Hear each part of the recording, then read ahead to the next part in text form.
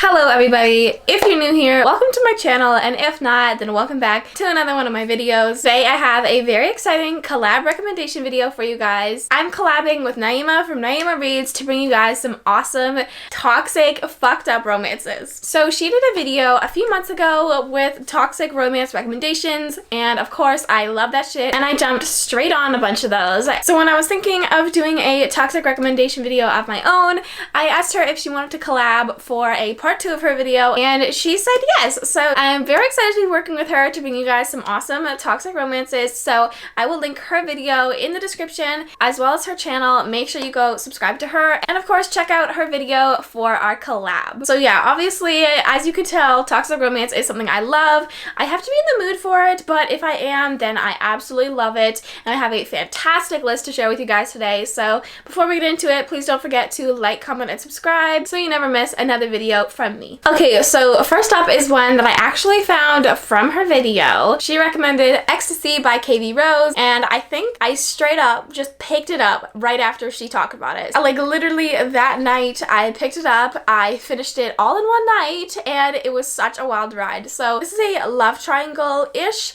with a bit of menage thrown in there for a minute, but it is not a reverse harem or menage. Like, it doesn't end happily for all of them. So this follows Zara, Eli, and Alex. Zara and Alex are actually in a relationship at the beginning of this book, but it's not a great relationship. They're both really unsatisfied, they're really toxic with each other, and while they have a connection to each other, they don't really love each other, and it's just really fucked up. So Eli is Alex's best friend, and they live together, so obviously Zara and Eli see each other a lot, and there's a lot of tension in there. Once she's kind of broken up with Alex, her and Eli explore a little something, but obviously Alex is not with that. He gets super pissed, and it just creates so much messiness and chaos between them. This one is just a wild ass ride. Really, you just read for the vibes and the experience and the roller coaster. Like, don't expect this one to be a heavily emotional book or your favorite book of all time or whatever, because it won't be. It's just a really fun ride and definitely a toxic romance. So like I said, this one does not have a happily ever after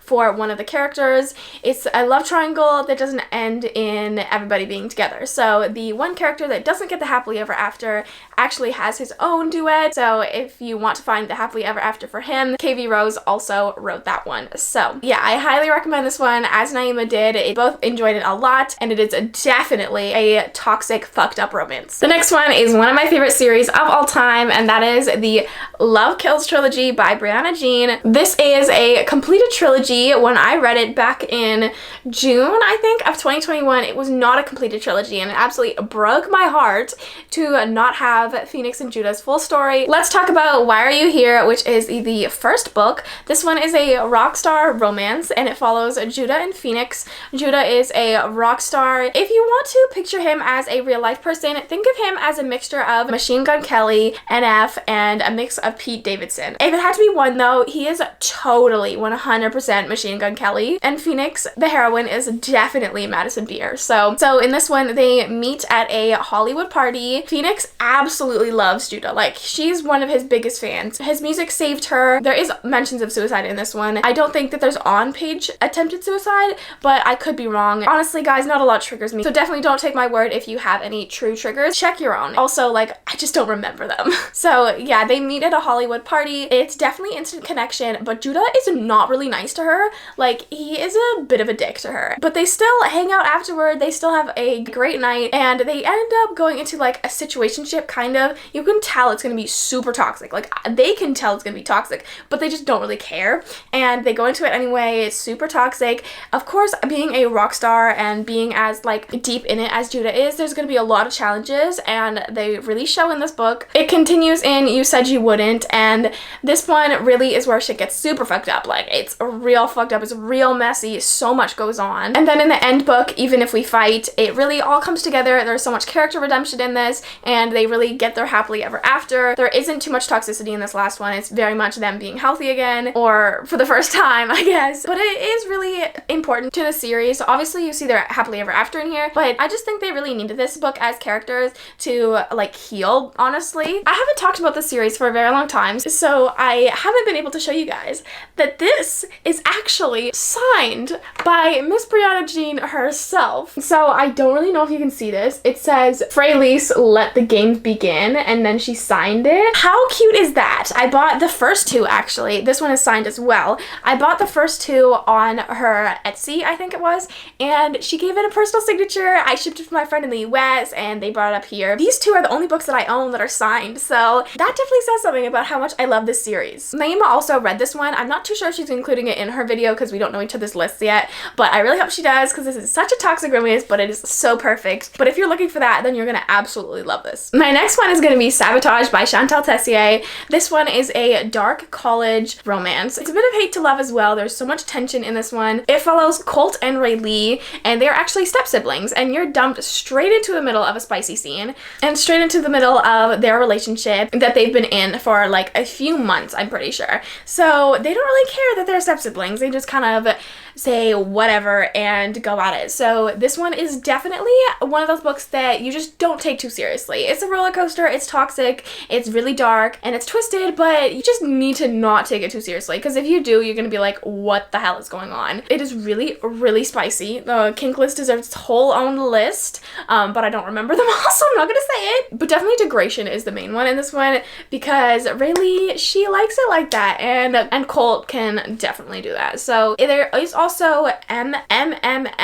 F scenes in here, I'm pretty sure. I don't know how many M's that was, but she does like to be shared, okay? So there is a little bit of mystery in this one at the end, but honestly it's just them and their toxic, fucked up romance, because they cannot keep it healthy. They cannot express their feelings to one another, and they just don't do that. So yeah, if you're looking for a toxic, darker, and quicker kind of read, I definitely recommend Sabotage by Chantal Tessier, especially if you're ready for a good spicy time. Next up is Flip Trick by Amo Jones. This one is also college. It is also step-sibling, and it is definitely toxic, but a lot of drama as well. So this follows Amethyst and Maddox, and they actually have a one-night stand before they find out that they are new step-siblings. So that causes so much tension in their family and between them. And this one actually spans out over multiple years. So they have a bit of a relationship in the beginning, and then stuff gets brought up. They are apart for a very long time, and then they're together at the very end. And it's kind of like Mariana Zapata in this bitch, because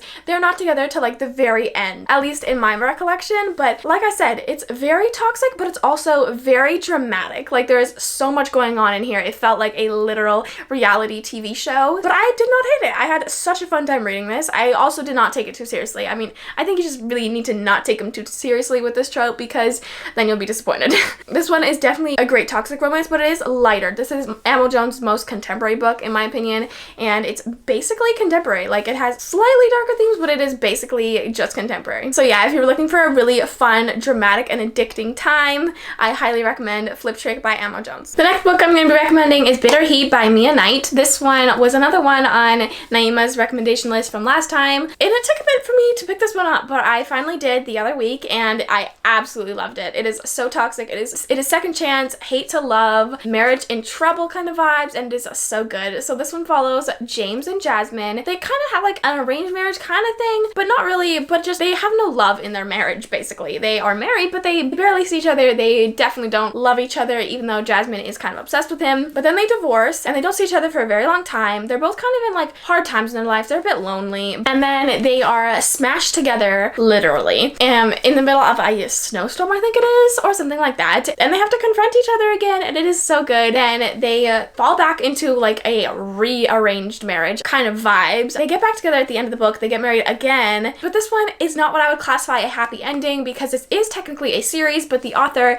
has not released the second book, and it's been like years. So while I thoroughly enjoyed this one, I rated it 5 stars for the tension, for the angst, for the forced proximity, for the toxicness, for all of it. This is not a completed storyline, I guess. There's no release date for when the next one comes out, so it's up to you whether or not you want to read that one with that much of a cliffy. I mean, it wasn't like the be all end all of cliffhangers, but it hurt. It was painful to not see them, once they were married again, resolve their issues, because James is definitely an asshole. He is like totally an anti-hero, but he's really possessive and really protective, so I could not choose between loving him and hating him, and I need to make my mind up in that second book when it comes. Okay, the last recommendation for this video is actually kind of like a full series, but I'm highlighting the first one and both of the couples in these 4 books, so we're briefly going to talk about them both. So I'm talking about the Crownpoint series by Mary Catherine Gebhard. This is 4 books. The first book is about one couple, then the next 3 are about another couple, and they're all toxic.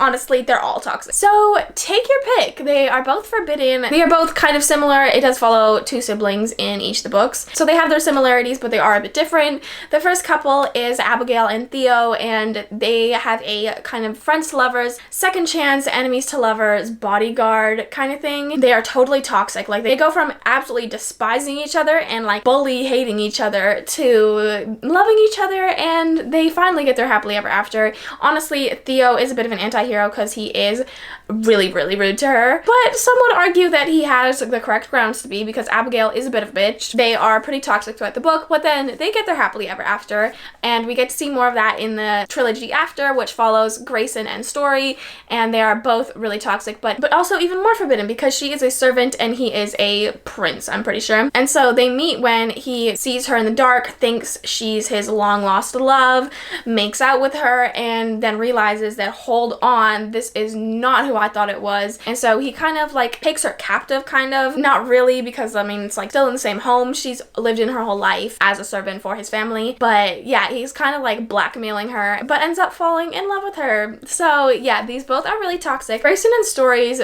story I didn't love as much, just because it was a little bit longer and there was so much keeping them apart when it could have just been them together, and it could have been smushed into like 1 book, 2 books instead of a whole trilogy. It got a little annoying at parts, but I do recommend the whole series. I did like the first book better though, so take that as you will. That is the Crownpoint series by Mary Catherine Gebhard.